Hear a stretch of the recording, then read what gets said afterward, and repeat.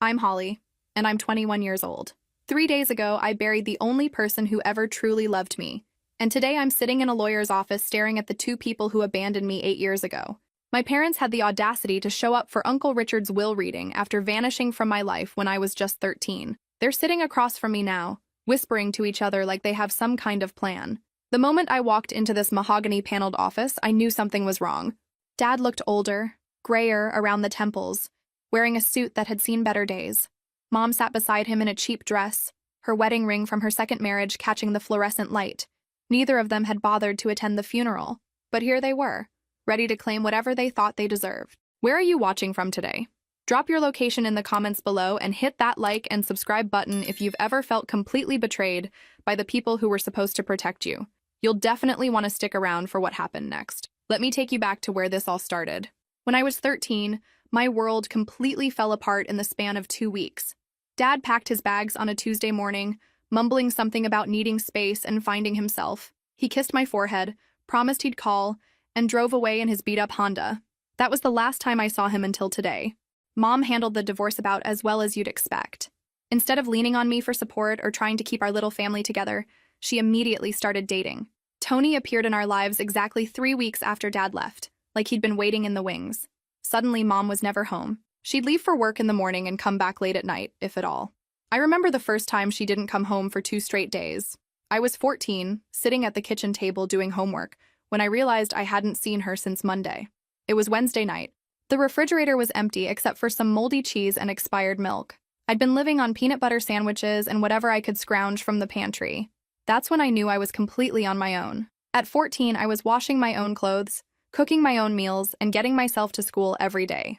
Mom would breeze through occasionally, usually to grab fresh clothes or ask if I'd seen her phone charger. She looked right through me like I was furniture.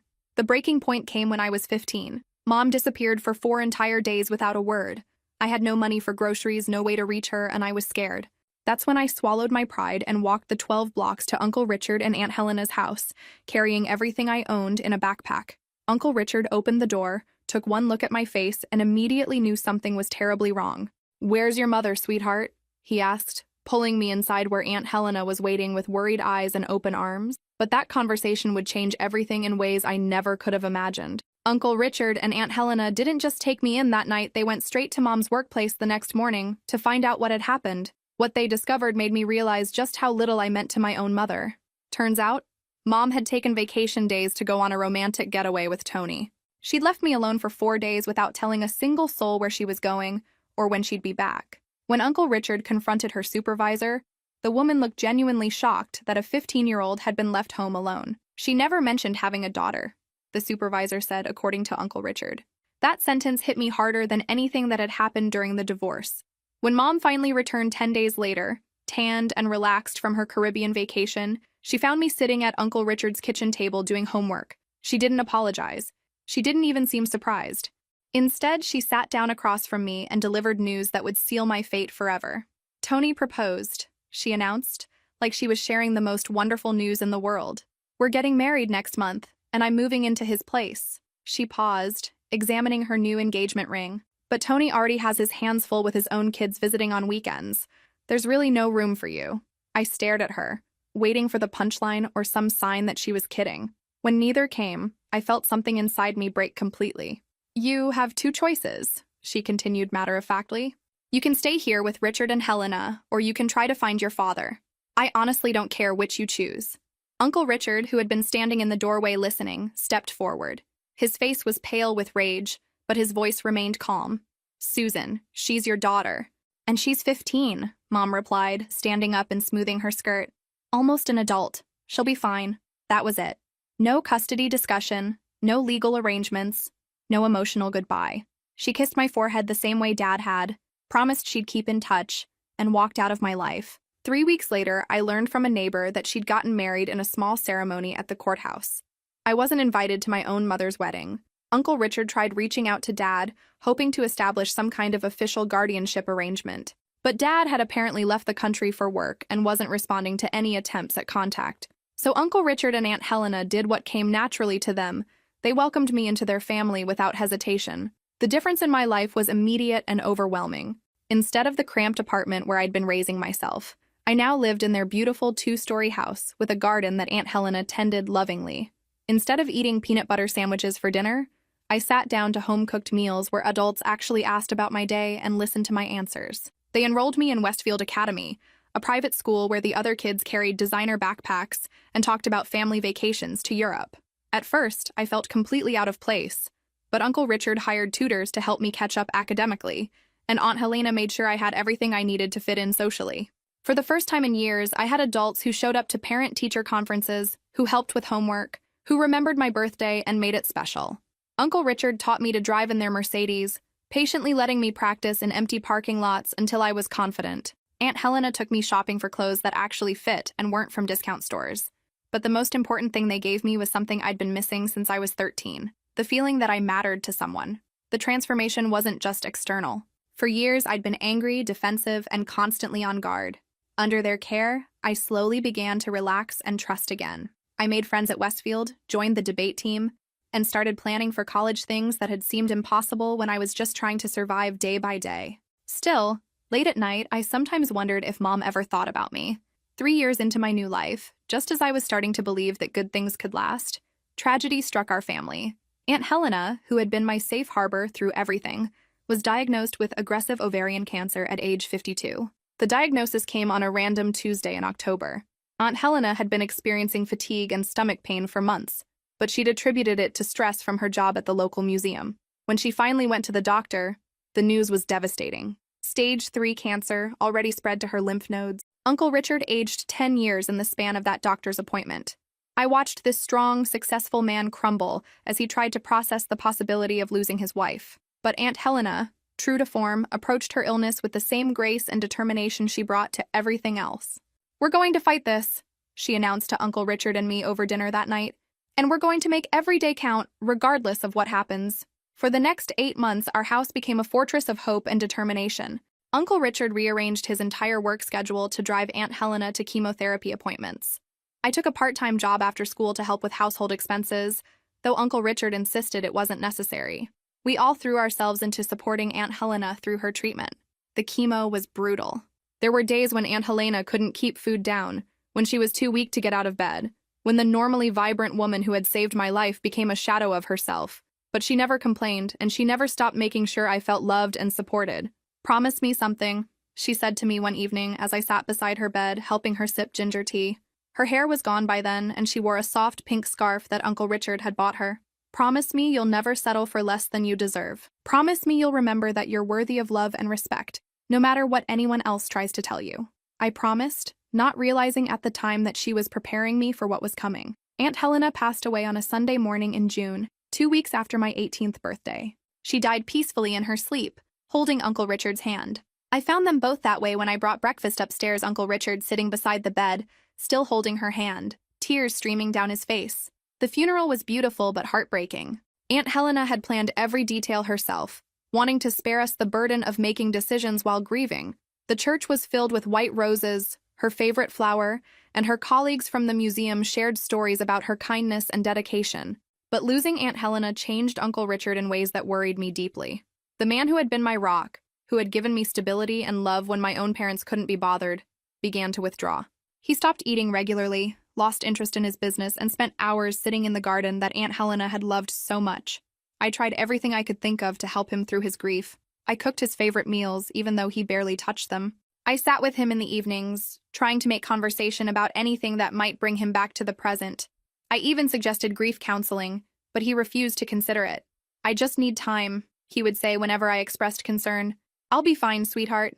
Don't worry about me." But I could see that he wasn't fine. Uncle Richard was slowly disappearing right in front of me, and I felt powerless to stop it. Have you ever experienced losing someone who was like a parent to you? Drop a comment below and let me know how you got through it. As my senior year at Westfield Academy progressed, I threw myself into my studies and college applications, partly as a distraction from my worry about Uncle Richard. I'd been accepted to several good universities, and Uncle Richard insisted on paying for my education despite his depression. "Helena would want you to have every opportunity," he said when I tried to argue about the expense. "This is what we planned for, what we saved for. Don't let her sacrifice be for nothing." So I prepared for college while watching the only father figure I'd ever known slowly fade away. I had no idea that I was about to lose him too. College was supposed to be my fresh start, but I spent most of my freshman year worried sick about Uncle Richard. Even though I was only an hour away at Boston University studying business administration, I came home every weekend to check on him. The house felt different without Aunt Helena's warm presence. Uncle Richard had let the garden grow wild, and dust gathered on surfaces that she used to keep spotless. He'd lost weight and often forgot to shave. His successful accounting firm was suffering because he could barely focus on work. I tried everything to bring him back to life. I organized photo albums of his happy memories with Aunt Helena. I cooked elaborate dinners, hoping food might spark some interest. I even convinced him to adopt a golden retriever puppy, thinking the responsibility might give him purpose. Nothing worked. "I'm just tired, Holly," he would say when I pressed him about seeing a doctor or therapist. "Some days it feels like too much effort just to breathe without her." My grades at BU started slipping because I was constantly distracted. My roommate, Sarah, finally sat me down and pointed out what I couldn't see myself.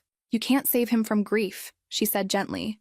"You can love him and support him, but you can't fix this for him." Sarah was right, but that didn't make it easier to watch. Uncle Richard had saved my life when I was 15, and I desperately wanted to return the favor.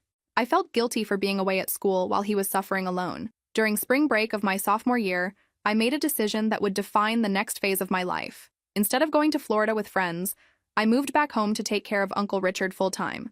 I transferred to a local community college where I could continue my business courses while being present for him. Uncle Richard protested, of course. "Helena and I didn't sacrifice everything so you could throw away your education to babysit me," he argued. But I was stubborn, and ultimately, I think he was relieved to have company in that empty house.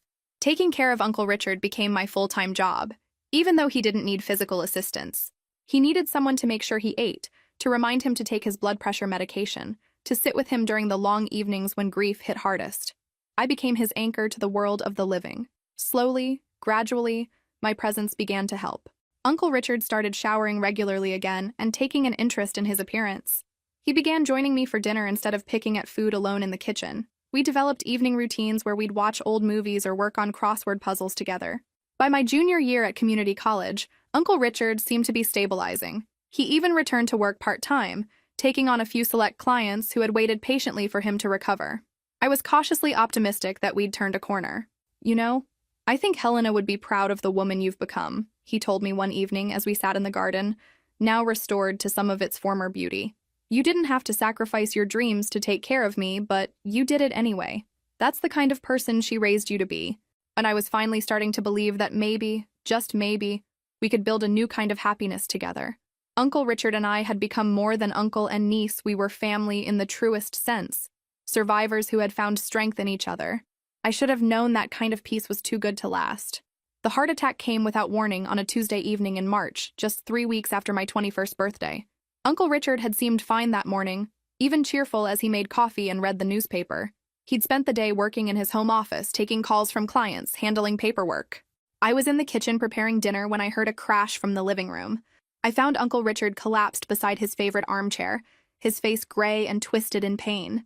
He was conscious but couldn't speak, clutching his chest with one hand. The paramedics arrived within minutes of my call, but I could see in their faces that it was too late. Uncle Richard held my hand in the ambulance, his eyes telling me everything he couldn't say out loud. He died at the hospital 2 hours later, surrounded by doctors who had done everything they could. Just like that, I was alone again. The days immediately following Uncle Richard's death passed in a blur of funeral arrangements, legal paperwork, and sympathetic casseroles from neighbors I barely knew. I moved through the motions like a robot, making decisions about flowers and music while feeling completely numb inside.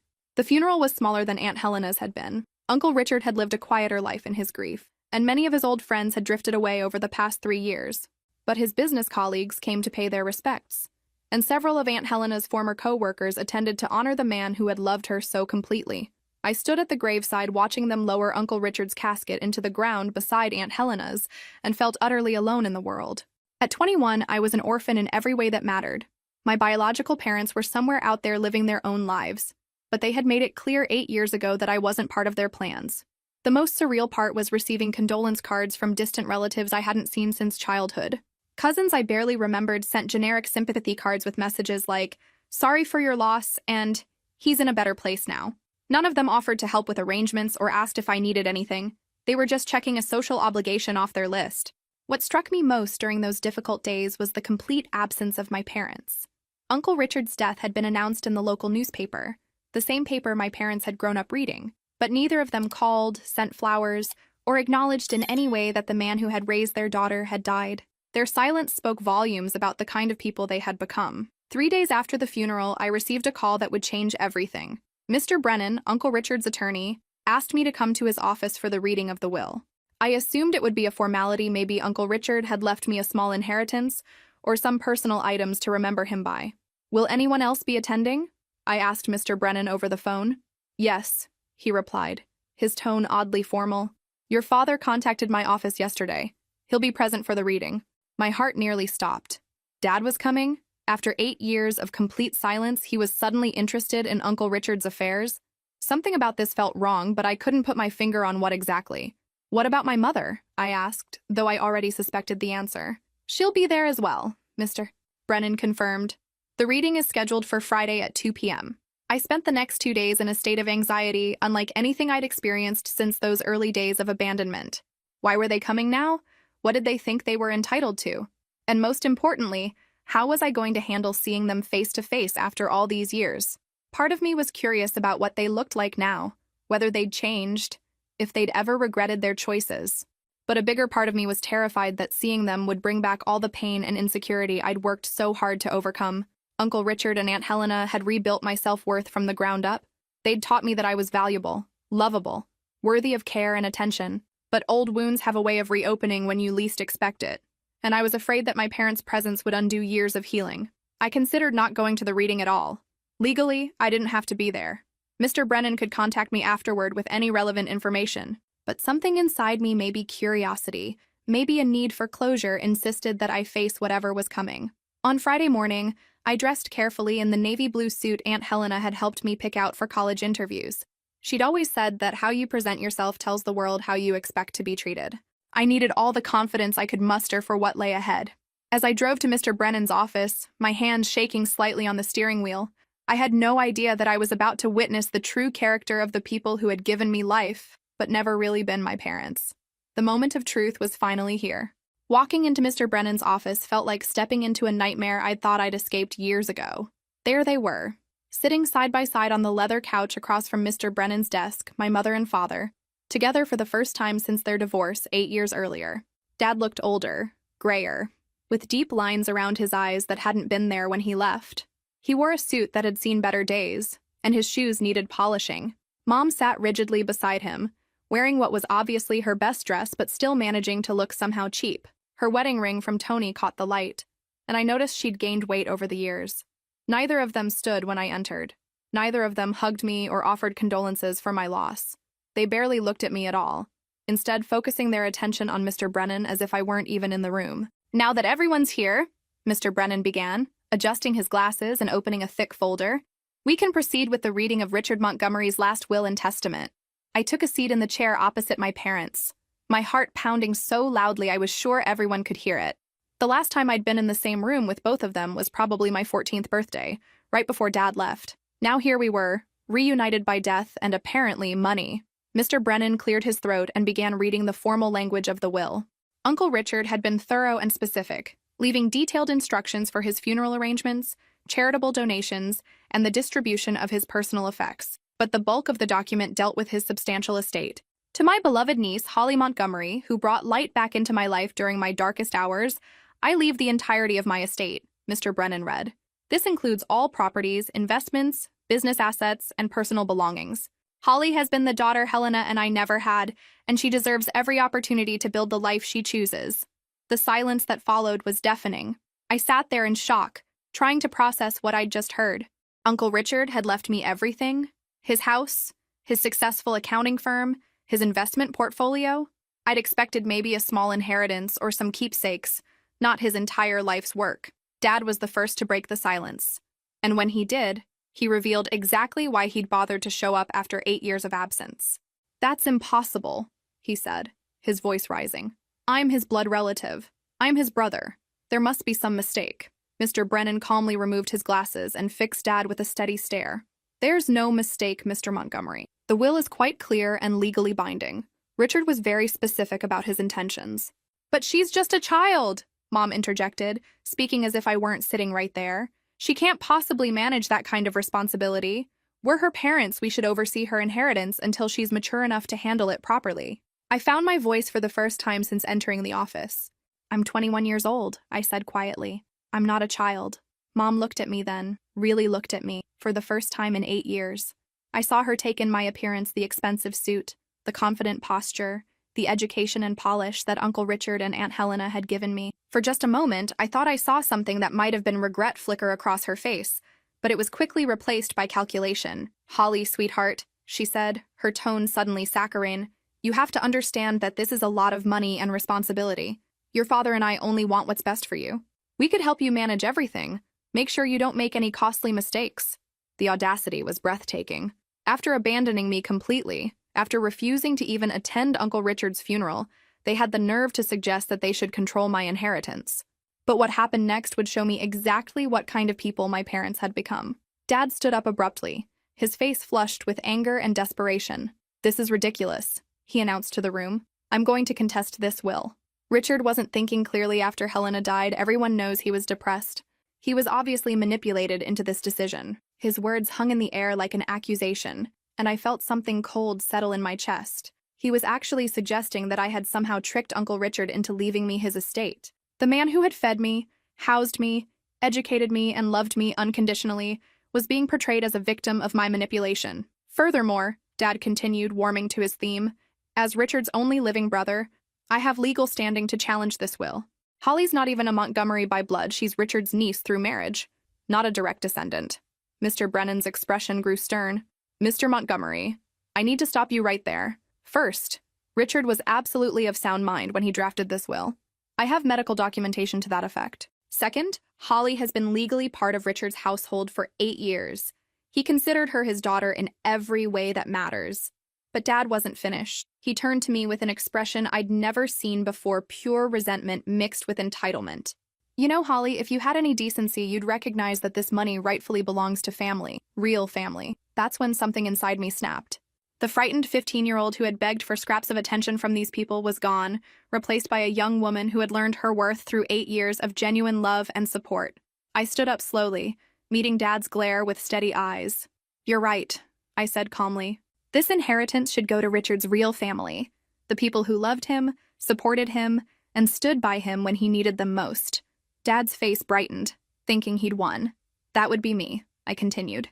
"The girl who held his hand through his wife's death, who moved home from college to take care of him, who made sure he ate and took his medication and didn't give up on life completely." "Where were you during those 3 years, Dad? Where were either of you?" Mom shifted uncomfortably in her seat, but Dad doubled down on his attack. "You don't understand the complexity of adult relationships, Holly. There were reasons we couldn't—" "Stop," I interrupted, my voice growing stronger. "Just stop. You abandoned me when I was 13 years old. You chose new lives that didn't include me, and now you want to waltz back in because there's money involved?" I turned to address them both, 8 years of suppressed hurt and anger finally finding their voice. "You didn't come to Uncle Richard's funeral. You didn't send flowers or a card. You didn't even call to see if I was okay after losing the only parent figures I've had since you both decided I was disposable." The truth was finally out in the open, raw and painful, and impossible to deny. Mom tried a different approach, her voice becoming pleading. "Holly, we made mistakes. We were young and selfish, and we handled the divorce badly. But we're your parents. We love you, and we want to be part of your life now." "Now," I repeated, letting the words sink in. "You want to be part of my life now, when there's something in it for you. Mr. Brennan cleared his throat, clearly uncomfortable with the family drama unfolding in his office. "Perhaps we should continue this discussion at another time. The will reading is complete, and—" "No," I said firmly. "We're going to finish this right here, right now. What do you think will happen next? Drop your predictions in the comments below." I looked at my parents, really looked at them, and saw strangers who shared my DNA but had never been my family in any meaningful way. "You want to contest the will?" I asked Dad. "Go ahead. Waste your money on legal fees fighting a document that clearly states Uncle Richard's wishes. But understand this, even if you somehow succeeded, which you won't, I would never share a penny with either of you." The room fell silent, except for the ticking of Mr. Brennan's antique clock. "You taught me an important lesson when I was 13, I continued. "You taught me that people will disappoint you, that you can't count on anyone, and that love is conditional. Uncle Richard and Aunt Helena spent 8 years teaching me the opposite. They showed me what real family looks like, and it has nothing to do with shared blood. I picked up my purse and headed for the door, but turned back one final time. "Don't contact me again," I said. "Don't call. Don't write. Don't show up at my house. You made your choice 8 years ago, and I'm making mine now." As I walked out of that office, leaving my biological parents behind forever, I felt something I hadn't experienced in years: complete and total freedom. The next few weeks passed in a whirlwind of legal meetings, financial consultations, and paperwork that seemed to multiply exponentially. Uncle Richard's estate was far more substantial than I'd realized, not just the beautiful house I'd called home for 8 years, but also a thriving accounting firm, multiple investment properties, and a stock portfolio that made my head spin. Mr. Brennan had been Uncle Richard's attorney for over 20 years, and he guided me through the process with patience and professionalism. "Your uncle was very shrewd with his investments," he explained during one of our meetings. "He and Helena lived modestly compared to their actual wealth. They were always planning for your future." That revelation hit me harder than the money itself. Even during those dark years after Aunt Helena's death, when Uncle Richard could barely function day to day, he had been thinking about my security and future. The weight of that responsibility felt enormous. True to his word, Dad filed a legal challenge to the will within a week of the reading. Mr. Brennan had expected this and assured me that the case had no merit, but the stress of ongoing litigation was exhausting. Every few days brought new court documents, depositions, or meetings with lawyers. The most difficult part was seeing how desperate my parents had become. Through the legal discovery process, I learned that Dad had accumulated significant debt over the past 8 years and had been jumping from job to job. Mom's marriage to Tony had ended badly, leaving her with credit card debt and few prospects. They weren't just greedy. They were drowning financially and saw my inheritance as their life preserver. "They're claiming emotional distress," Mr. Brennan informed me during one particularly frustrating meeting. "They're saying that Richard's decision to cut them out of the will caused psychological harm and damaged their relationship with you." I almost laughed at the absurdity. "What relationship?" I asked. "They didn't have a relationship with me before the will reading. They chose to abandon that relationship when I was 13. But the legal proceedings dragged on for months, casting a shadow over what should have been a time of new beginnings. I couldn't fully move forward with my life while this lawsuit hung over my head. I couldn't sell Uncle Richard's house, couldn't make major changes to the business, couldn't even plan my future without wondering if it might all be taken away. The stress began affecting my health. I lost weight, had trouble sleeping, and found myself constantly on edge. The confident young woman who had faced down her parents in Mr. Brennan's office was slowly being worn down by the grinding machinery of the legal system. My saving grace was Dr. Sarah Chen, a therapist Mr. Brennan recommended who specialized in family trauma. "You're not just dealing with a legal challenge," she explained during our first session. "You're processing years of abandonment and the fresh grief of losing your uncle. That's a lot for anyone to handle." Dr. Chen helped me understand that my parents' lawsuit wasn't really about money. It was about control and their inability to accept responsibility for their choices. "People who abandon their children often create narratives that justify their behavior," she said. "Admitting that you succeeded without them, that you're better off without them, threatens that narrative." Slowly, with Dr. Chen's help, I began to reclaim my sense of agency. Instead of feeling like a victim of my parents' greed, I started seeing their lawsuit as confirmation that I'd made the right choice in cutting them out of my life. The breakthrough came during a deposition where Dad's lawyer tried to paint me as a manipulative gold digger who had isolated Uncle Richard from his family. Under oath, I calmly recounted the 8 years I'd lived with Uncle Richard and Aunt Helena, the family dinners, the college applications they'd helped me with, the way they'd supported me through every milestone. "Where was my father during my high school graduation?" I asked the lawyer. "Where was he when I got accepted to Boston University? Where was he when Aunt Helena was dying of cancer?" The lawyer had no answers because there were no answers. Dad had chosen to be absent for every important moment of my life. By the time the deposition was over, even Dad's lawyer looked uncomfortable. You can't fabricate 8 years of abandonment, and you can't argue that loving, involved parents should have priority over the people who actually raised a child. 2 weeks later, Mr. Brennan called with the news I'd been waiting for. Dad had dropped the lawsuit, but the victory felt hollow because I realized that no legal ruling could undo the fundamental truth of my situation. With the lawsuit finally behind me, I could focus on building the life Uncle Richard and Aunt Helena had dreamed for me. But first, I had to figure out what that life should look like. At 21, I was suddenly wealthy beyond my wildest imagination, but I'd never had the luxury of dreaming big. The first major decision was what to do with Uncle Richard's accounting firm. He'd built it from nothing into a successful practice with 12 employees and over 200 clients. Several of his key staff members approached me about buying the business, and while the offers were generous, I surprised myself by deciding to keep it. I want to learn the business, I told Margaret, Uncle Richard's longtime office manager. Not just the financial side, but how he built something that meant so much to people. Margaret, a 60-something woman who had worked with Uncle Richard for 15 years, became my mentor. She taught me about client relationships, business operations, and the careful attention to detail that had made Uncle Richard's firm so successful. Your uncle had a gift for making people feel heard, Margaret explained as we reviewed client files together. These aren't just numbers on a page, they're real people's livelihoods, their children's college funds, their retirement dreams. I threw myself into learning every aspect of the business with the same intensity I'd once applied to taking care of Uncle Richard. I completed my business degree through night classes while working at the firm during the day. I studied for my accounting certification and passed on the first try. But the most meaningful part of running Uncle Richard's business was connecting with his clients. These were people who had trusted him with their financial futures for decades, and many of them shared stories about how he'd helped them through difficult times. When my husband died, one elderly client told me, Richard spent 3 hours on a Saturday walking me through my finances and helping me understand what I needed to do. He never charged me for that time. He said that's what family does. Stories like these helped me understand the legacy Uncle Richard had left me, not just money, but a responsibility to carry forward his values of service and compassion. As the business stabilized under my leadership, I began making plans for my personal life. The house where I'd lived with Uncle Richard and Aunt Helena held too many memories, both wonderful and painful. I decided to sell it and buy a smaller place closer to downtown, somewhere I could build my own memories. The day I moved out of that house was one of the hardest of my life. Every room held echoes of the family I'd found and lost. Aunt Helena's garden, which I'd tried to maintain after her death, bloomed with roses she'd planted years earlier. Uncle Richard's study still smelled faintly of the pipe tobacco he'd enjoyed on rare occasions.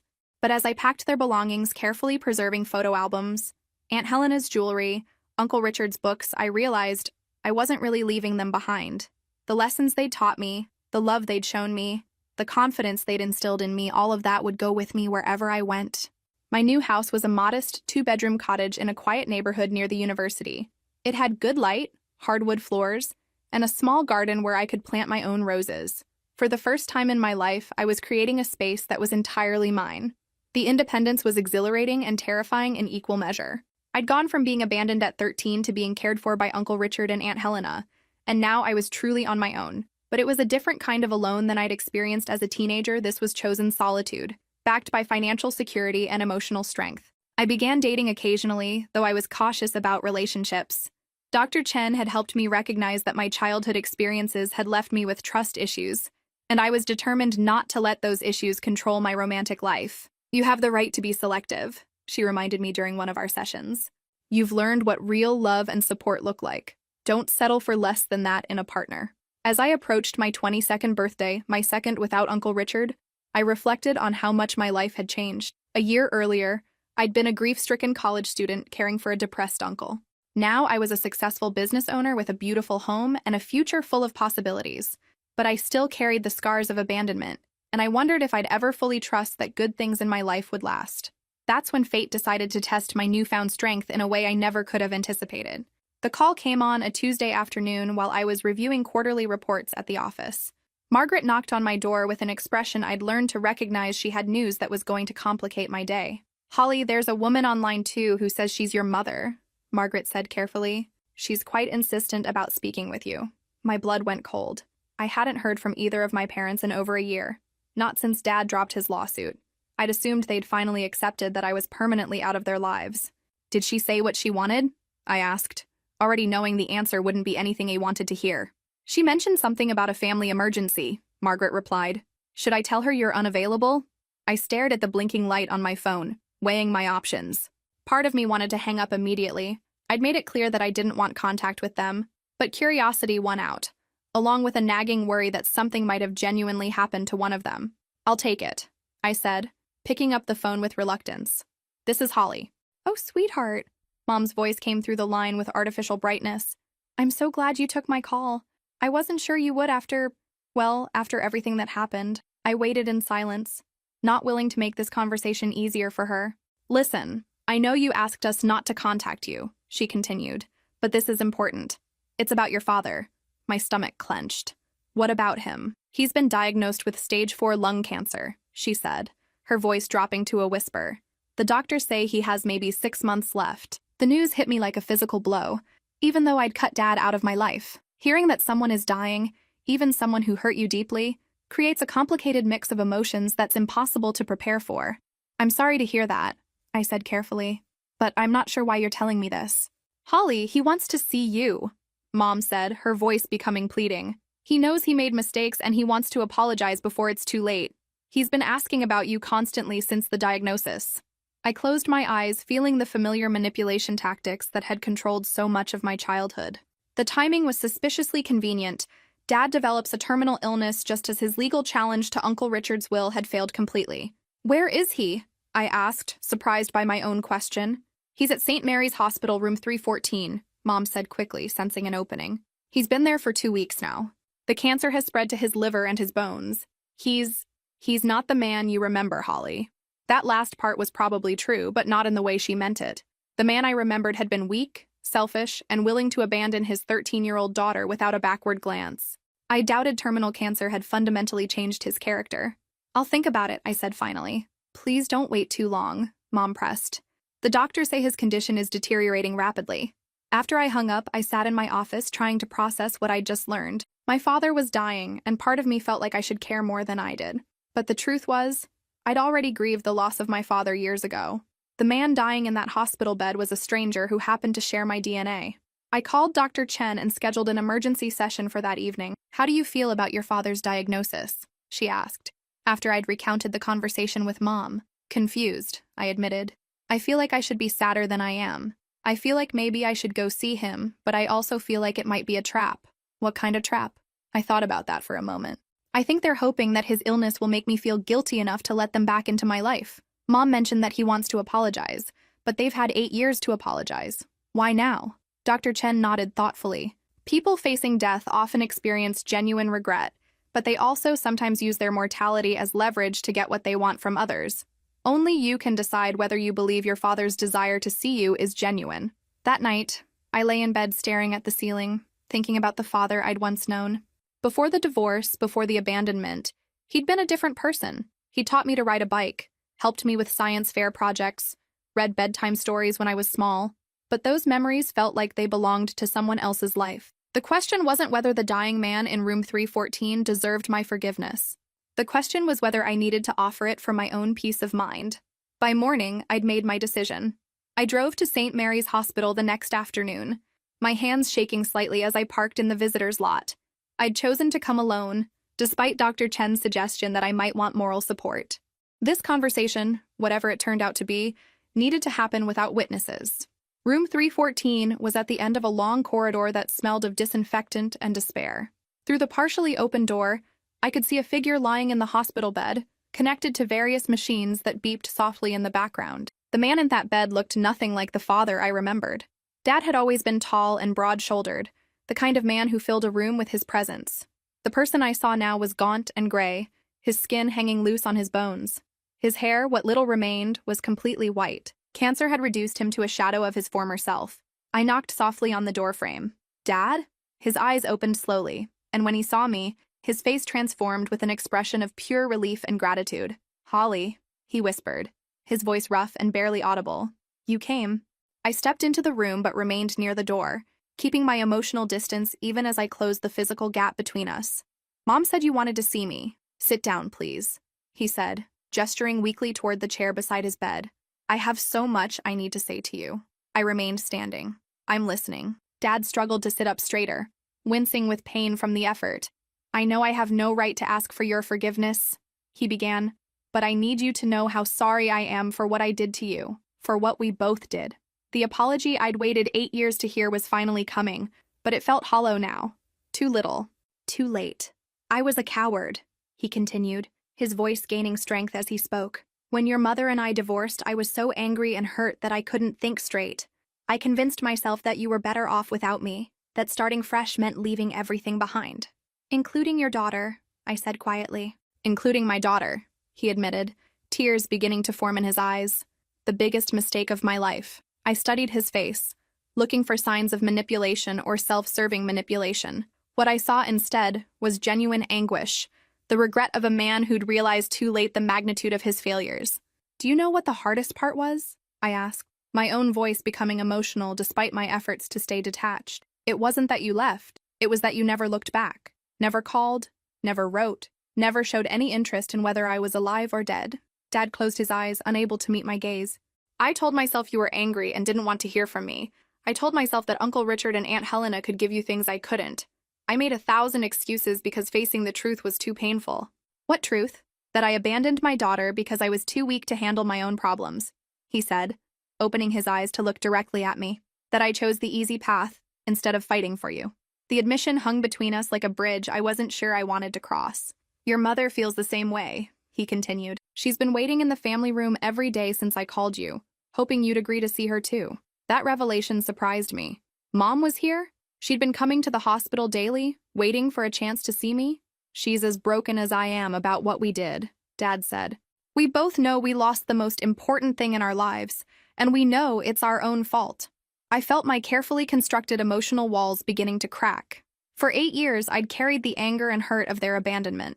I'd built my entire identity around being strong enough to survive without them. But seeing my father dying, hearing him take full responsibility for his choices, was undermining my narrative about who the villains were in my story.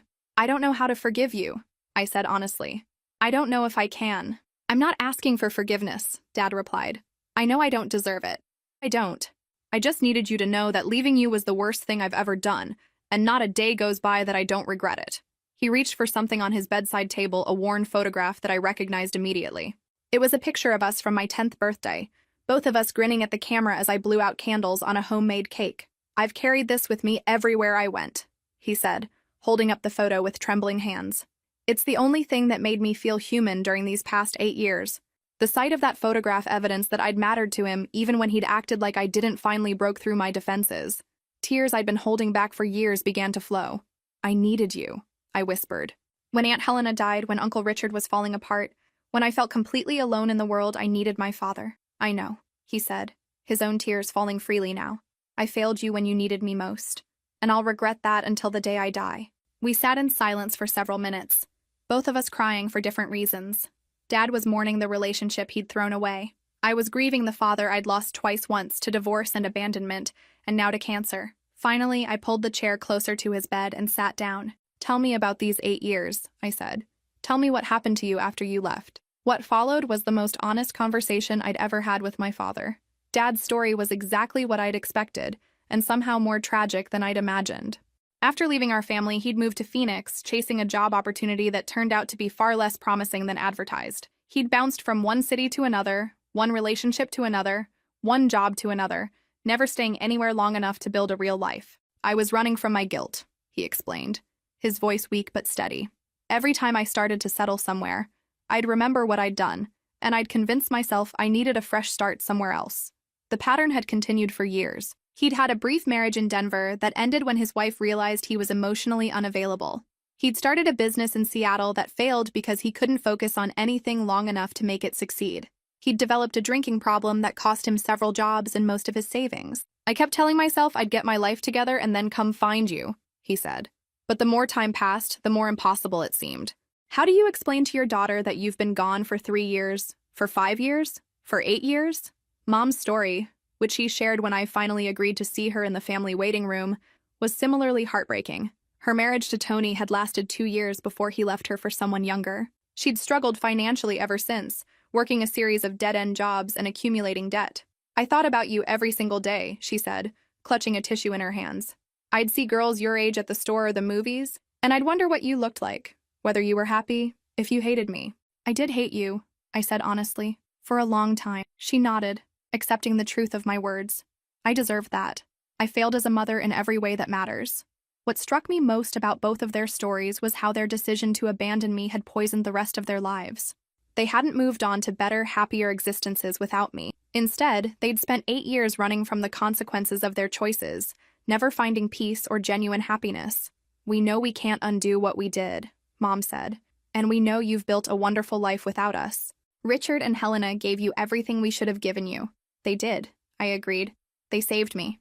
We're grateful for that, Dad said when I returned to his room. We're grateful that you had people who loved you the way you deserved to be loved. Over the next 3 weeks, I visited Dad almost daily, not because I'd forgiven him completely, but because I was finally getting to know the real person behind the father who had failed me. Facing death had stripped away his defenses and pretenses, revealing someone who was deeply flawed but genuinely remorseful. We talked about my childhood, about the good memories from before the divorce. We talked about Uncle Richard and Aunt Helena, and he listened with genuine interest as I described the life they'd given me. We even talked about my business and my plans for the future.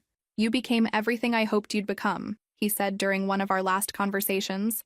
"You're strong, successful, independent, everything a father wants his daughter to be." "No thanks to you," I replied, but without the venom that statement would have carried weeks earlier. "No," he agreed. "Thanks to Richard and Helena, and thanks to your own strength." Dad died on a Tuesday morning in early spring, with Mom and me holding his hand. His last words were, "I love you, Holly. I always did." I helped Mom plan a simple funeral service. Dad had outlived most of his friends, and he'd burned bridges with many family members over the years. The mourners were mostly hospital staff who had grown fond of him during his final weeks. As we stood graveside watching Dad's casket being lowered into the ground, Mom turned to me with red-rimmed eyes. "I know you probably don't want a relationship with me," she said.